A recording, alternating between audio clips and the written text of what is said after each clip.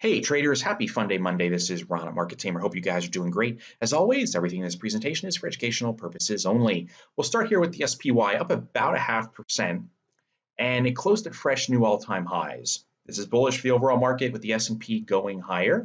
The Dow, the diamonds, we were up about almost 0.5%, but we're not at new all-time highs. And the NASDAQ 100, the Qs, closing near the highs of the day, fresh new all-time highs. Now, we closed at 197.57. We're trading at 197.41. That's in part because Google, and as I do this video, it's about 4:48 p.m. Eastern on Monday. We're trading at 1272. We closed at 1288. We're down a whopping 16 points. We were down in the 1240 area not too long ago. So as it stands now, Google is it's gapping lower, but not much, and that could all change by morning. We could be at fresh new all-time highs, but it's all about the close. Where do traders want to put their money down? If they put the money down on the bullish side, closing at the highs of the day, fresh new all-time highs, that's going to be bullish for the market as well. Now, if I zoom out here, I have some trend lines I drew in. This is going back, this is 2016 on the left. Here starts 2018 right here with my mouse. From here to now, we've been in a multi-year consolidation, yet we're getting higher lows. The spike downs are not lower. In fact, they're higher. They're not as deep. Well, where we're at now is 1272. We're not far off those highs. This could completely reverse. So let's keep an eye on this one for the rest of the week, because if or when, it seems almost inevitable at this point the way the market acts, but we close at new all-time highs. Again, I want to see highs of the day. That is bullish for Google, and say sayonara to multi-month or multi-year trading range. All right, now let's take a look at Tiffany's. Tiffany's got a offer today. The stock was up 30+%. I was listening to CNBS in the car just a little bit, and some folks are saying that, you know, the offer is way too low. It's whatever. But here's my take on takeovers. When a company gets a bid like this, unless you follow the stock and you actually have some sort of real knowledge that, hey, this truly is undervalued, at this point, for me, there's no reason to stay in. Because what if the shareholders in the company decide they don't want the takeover bid? Well, then the stock's going to go from 129, right, possibly right back down and fill the gap.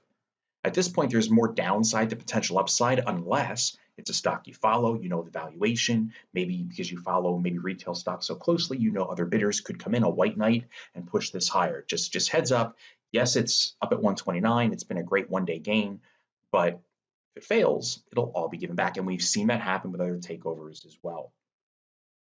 All right, how about Roku? I received a question on Roku. Roku is up almost 10% today, closing at 146.88. Look what happened here. It cleared the 140. That was the last little swing high. Target pretty much is all the way up here where the bearish engulfing took place. That's mid to upper 160, so maybe as much as 20 points higher. What's nice too about Roku, because I got asked about this one a couple weeks ago, this was bearish engulfing. We opened up here, we closed here. We engulfed the previous candle. We then gapped lower and closed below the 20-day. And volume, you know, was pretty decent, especially on the bearish engulfing. It wasn't really high on the follow through, but we had the follow through. I could no longer be a bull at this point. Bearish engulfing, follow through. We just marched right along the 20-day, then we lose the 20-day, bounce the 50-day, and then we just crash and we come into previous support. Well, now we're rebounding. Here on 10/15, we closed above the 50-day. And we're just playing back and forth, but we held the 20-day the whole time. Now it pops higher. Now appears the target back where that bearish engulfing occurred.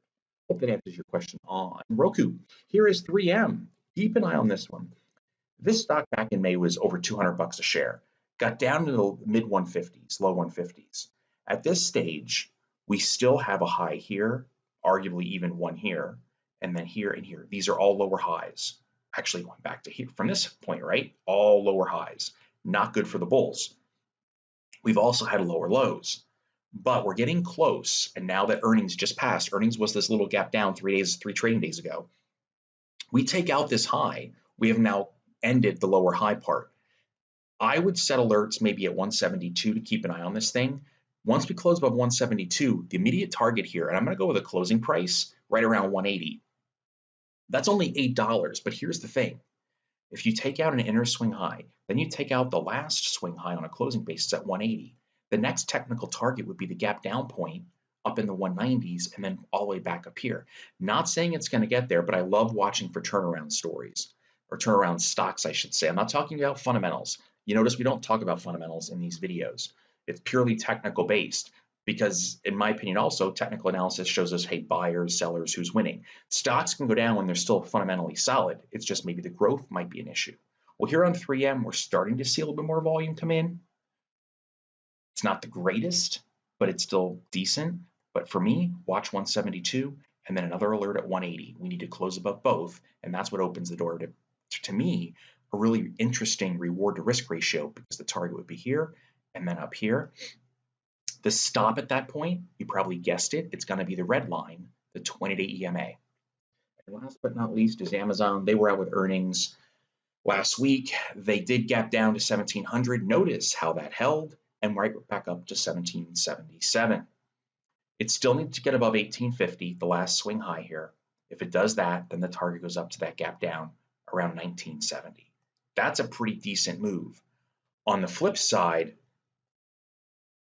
we have head, left shoulder, right shoulder, neckline at 1700. But if you're a bear, just be careful here.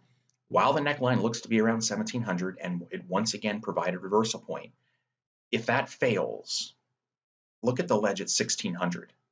That's only 100 points. That would be a $17 stock dropping to $16, 170 to 160. It sounds like it's $100 is a big deal, but it's not that much. And that's if you were to capture every penny of it. Chances are the stock could, if it gets below 1700, could go to 1650 on a bad day. Well, then it's only $50 away. I don't like the reward to risk here on the downside until we get below 1600. If that were to happen, then you start going back to the Christmas Eve low in the 13s. Now that is decent reward to risk to me. Otherwise, I want to wait for a pop above, and call it 1850 or so.